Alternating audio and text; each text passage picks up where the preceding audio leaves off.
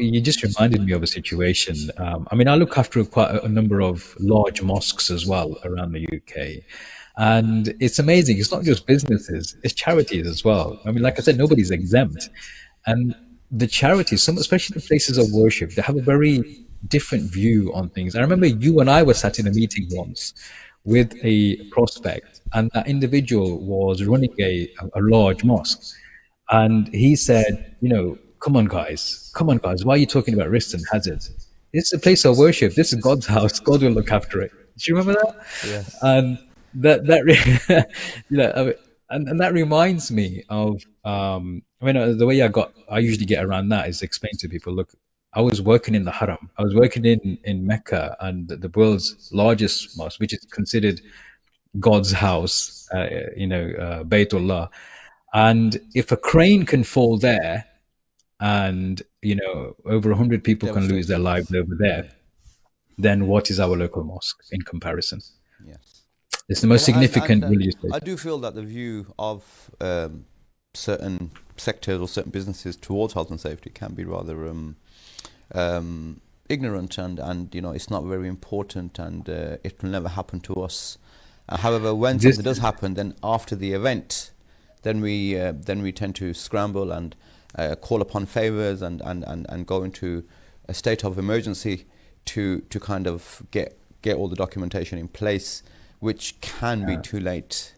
you would be surprised. In fact, I don't think you will. You might not, because I know you get in your industry asked for backdated insurances. I get asked for backdated risk assessments. Well, they won't say it explicitly, but people have alluded to that, to say, look, something's happened. We didn't have a risk assessment in place. Can you sort it out? And there's no What does that reason really not to have it in place, is there? exactly? It's not, look, I when mean, you it's when you've part, got high risk, it should be part of your business practice. It should be part of your everyday running of your business. It should be something that should be, at the foundation, at the core of the business.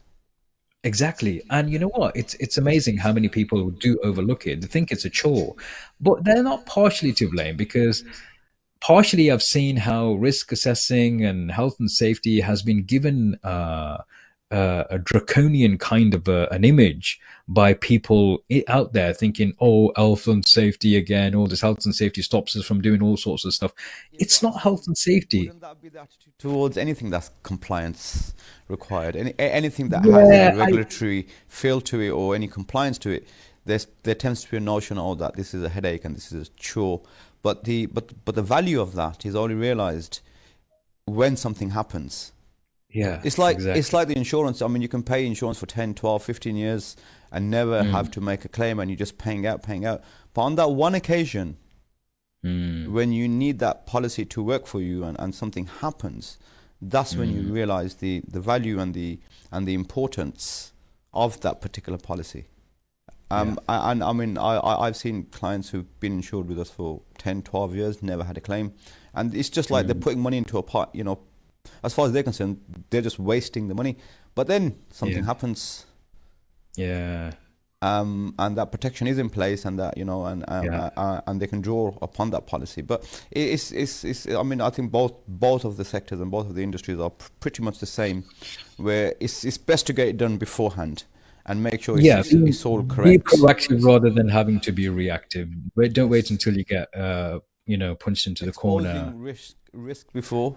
before risking exposure. That's Yes. exactly what it comes. That's the strap line of my business. So that's entirely what it is, being proactive. And sometimes you have to be interactive. You can be Yes. proactive about it.